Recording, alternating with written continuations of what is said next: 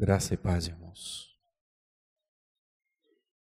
Que o Senhor possa, nesta manhã, continuar falando ao nosso coração e que nós possamos continuar desfrutando da presença dEle aqui nesse lugar. Amém? Quero ler um texto com os irmãos,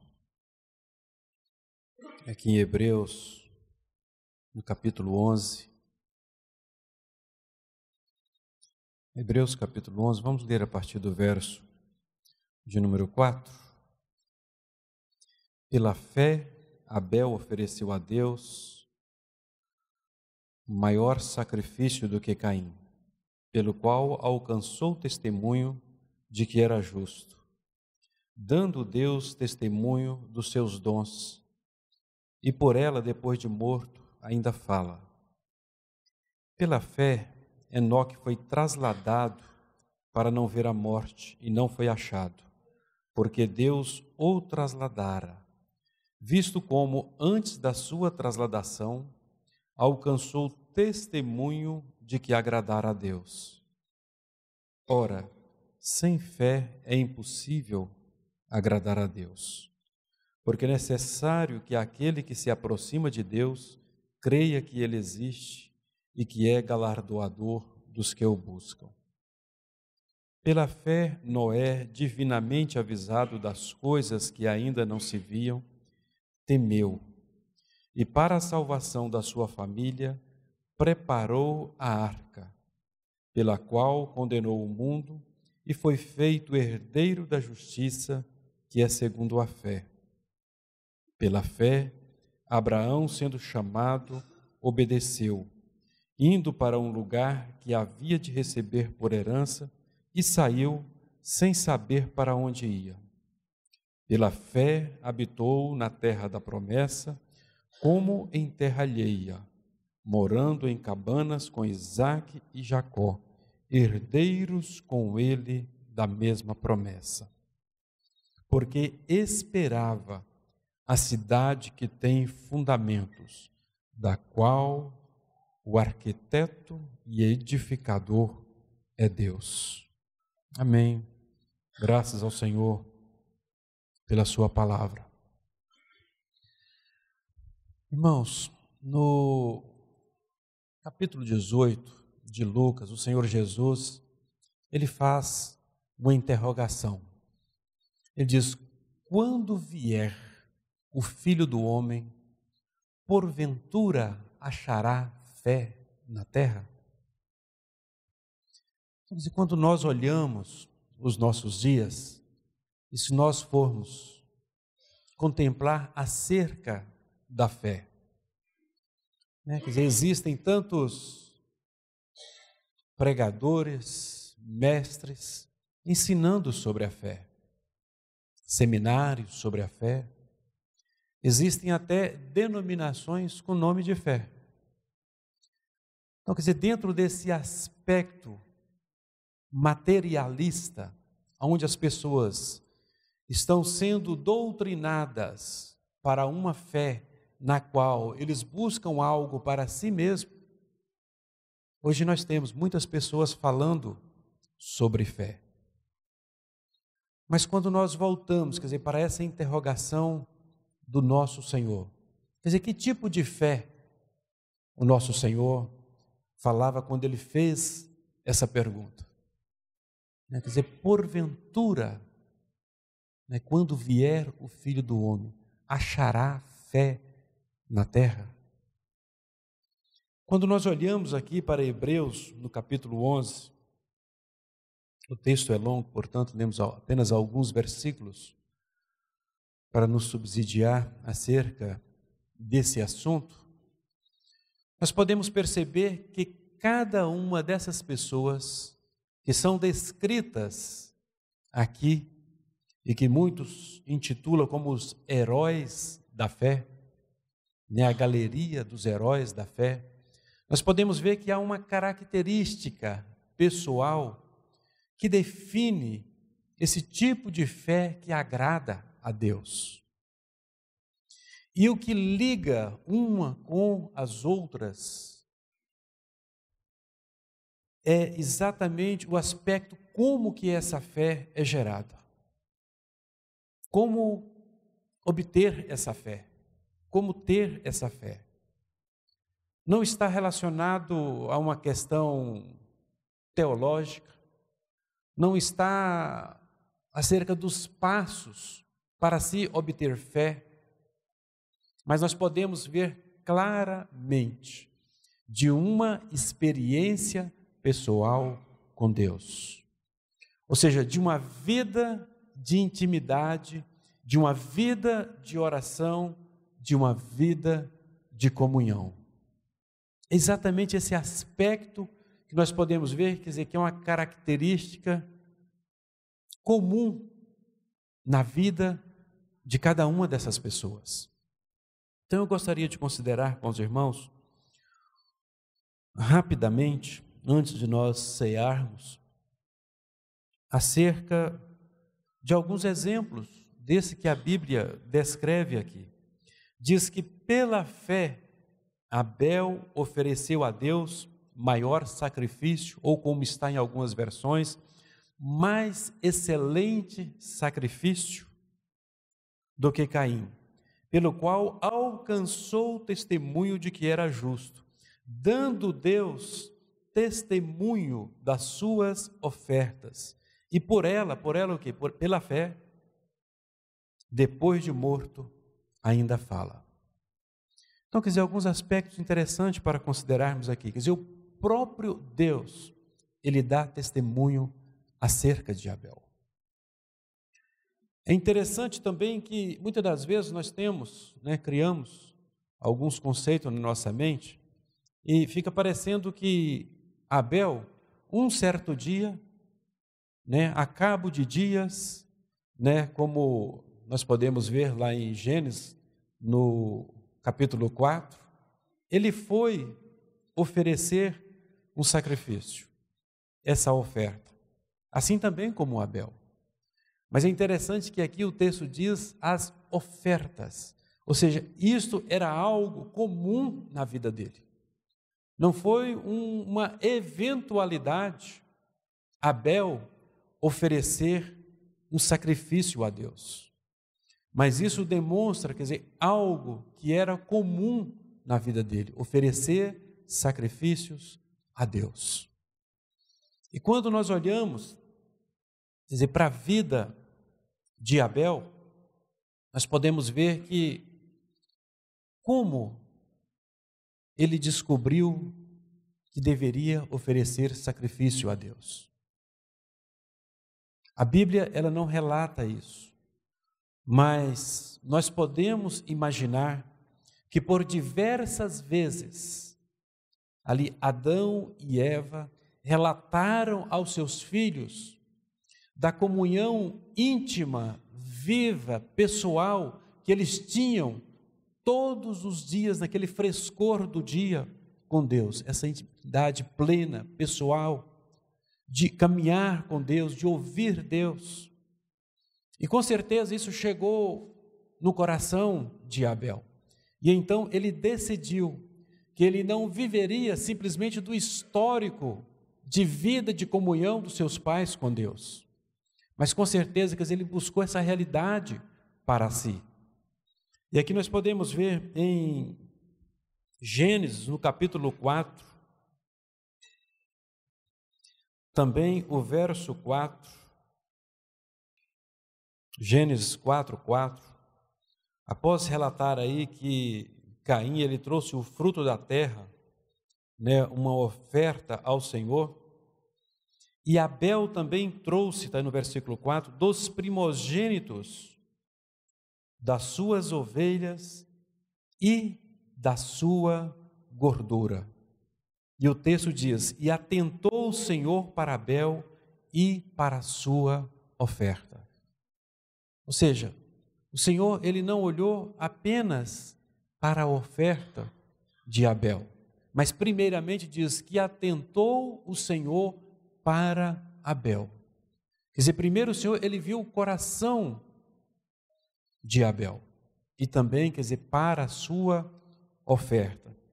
E aí eu quero que os irmãos observem O texto poderia simplesmente vir dizendo aqui que trouxe dos primogênitos das suas ovelhas. Amém. Poderia ter findado aqui, mas ele diz, e da sua gordura. Então eu gostaria de convidar os irmãos a abrir a sua Bíblia em Levíticos, no capítulo 3, no verso 16, aonde diz: e o sacerdote queimará isso sobre o altar, manjar é da oferta queimada, de cheiro suave. Toda gordura será do Senhor. Estatuto perpétuo será nas vossas gerações, em todas as vossas habitações. Nenhuma gordura, nem sangue algum comereis. Amém. Nós podemos ver que o texto, como diz lá, que ele ofereceu ao primogênito das suas ovelhas e da sua gordura. Se nós podemos ver através desses relatos que há em Levíticos, que quando era oferecido o sacrifício, quer dizer, o fogo ele queimava rapidamente a gordura e aquilo subia como um aroma suave. Quer dizer, aquilo como um perfume diante de Deus. E o texto diz, quer dizer, que essa gordura era para Deus.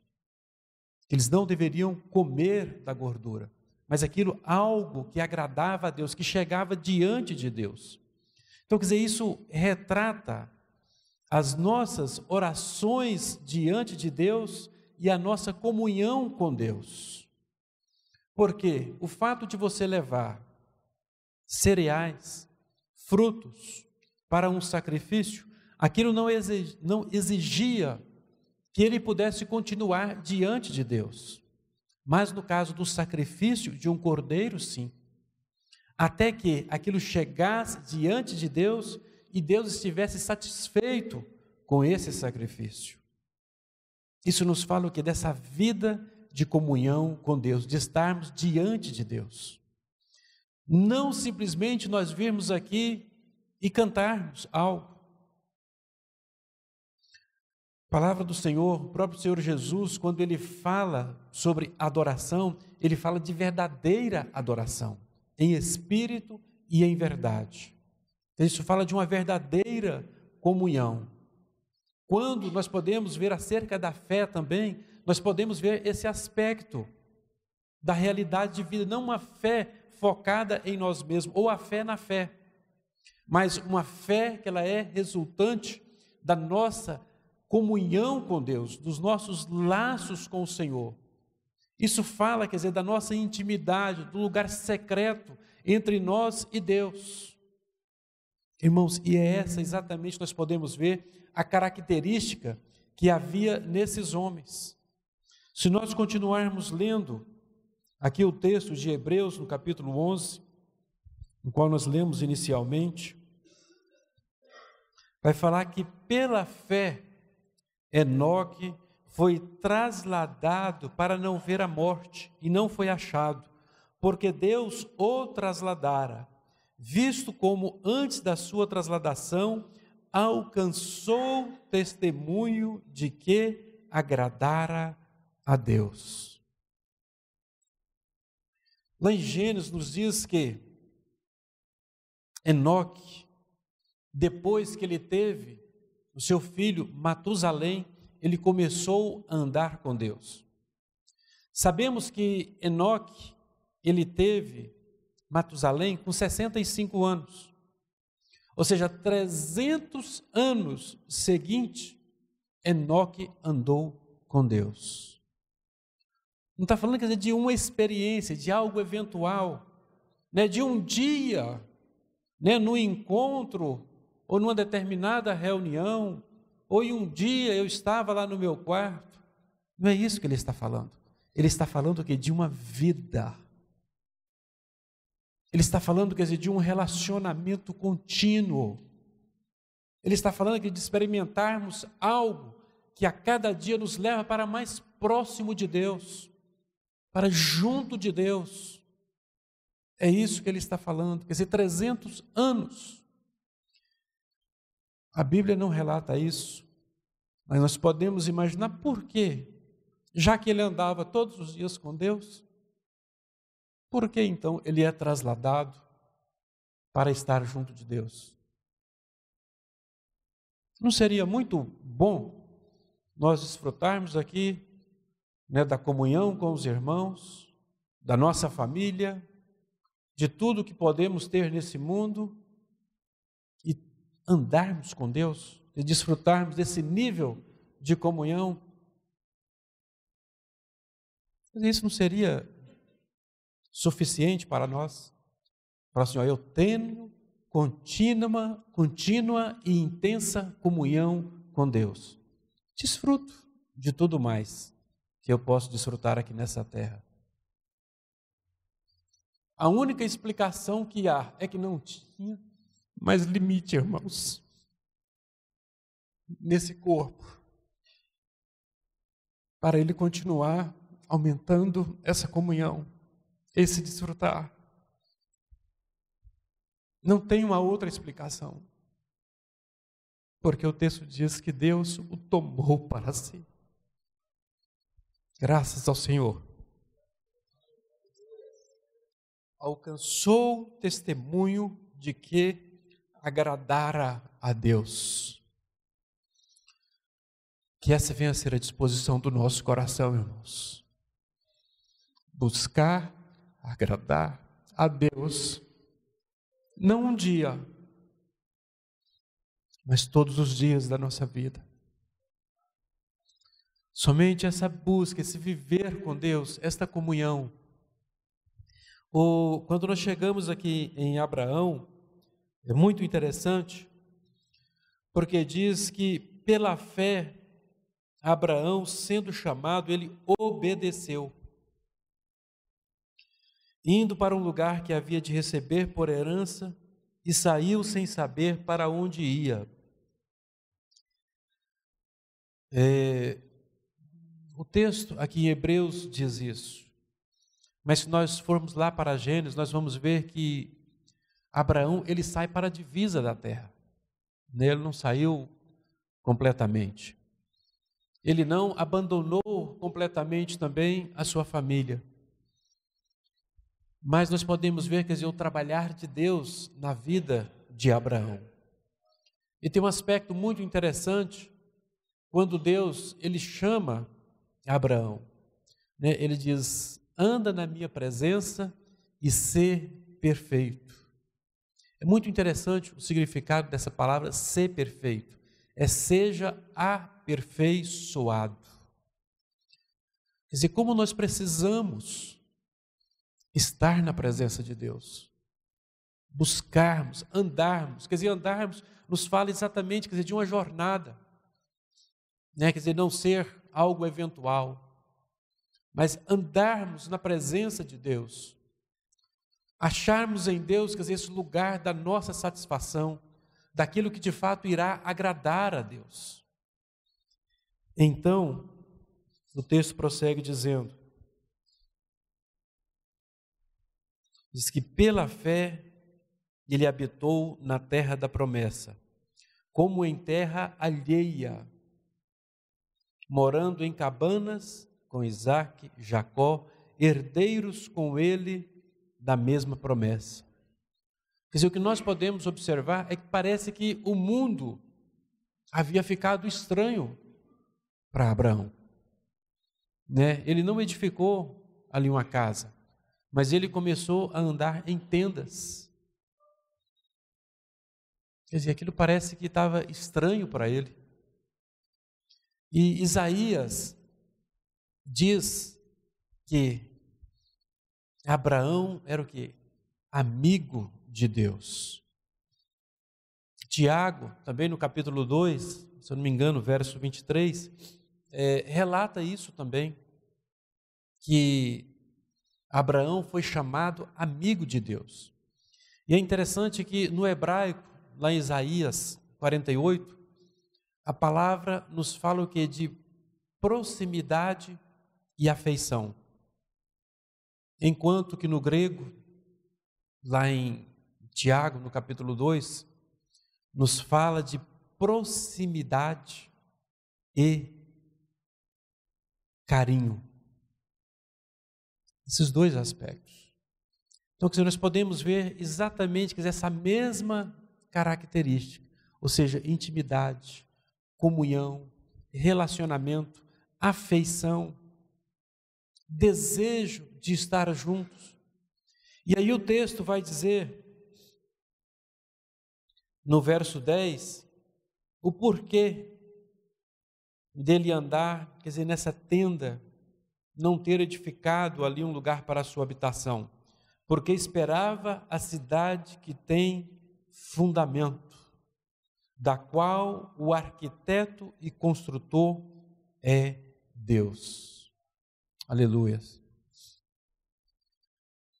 Ele buscava, essa pátria celestial.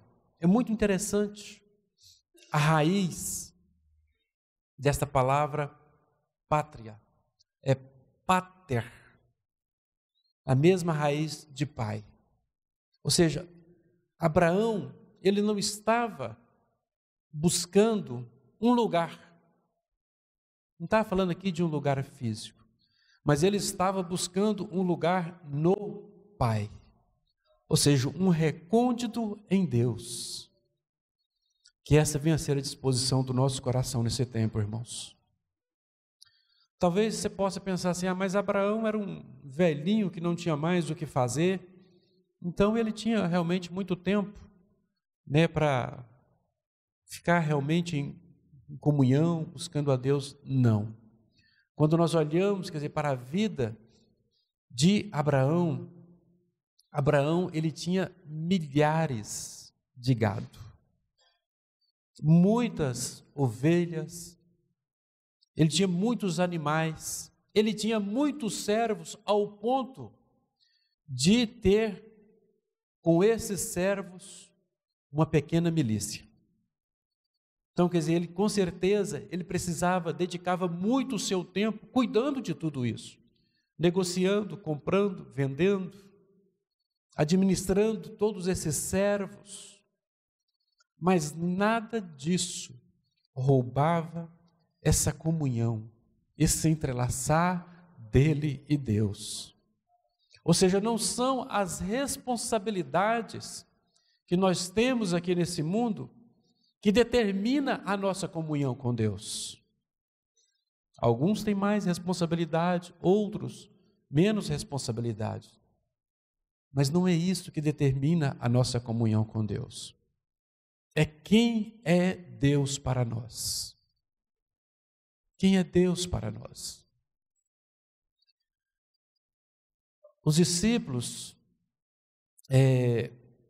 pedem para Jesus que desse fé para eles, pudesse aumentar a fé deles. E o que é que o Senhor Jesus disse para os discípulos? Cinge-te e sirva-me.